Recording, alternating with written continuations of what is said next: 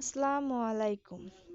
কি খবর? কেমন আছো তোমরা? আশা করি ভালো আছো, সুস্থ আছো। আমরা আলহামদুলিল্লাহ ভালো আছি। আসলে কিন্তু আমরা মধ্যবিত্ত। আমরা যদি হিসাব করে চলি তাহলে কিন্তু আমাদেরকে বলা হয় কৃপণ। আর যদি আমরা হাত উজাড় করে চলি তাহলে বলে সব ভেঙে চুরে খেয়ে শেষ করছে, ভবিষ্যতের জন্য কিছুই রাখছে না। আসলে কিন্তু আমরা যেটাই করি সেটাই কিন্তু দোষী, কারণ লোকে দোষ খোঁজার জন্যই কিন্তু বসে থাকে। তারা একে অন্যের দোষ ধরে, এরকম কিছু লোক আছে তারা কিন্তু এটাই করে সারাদিন।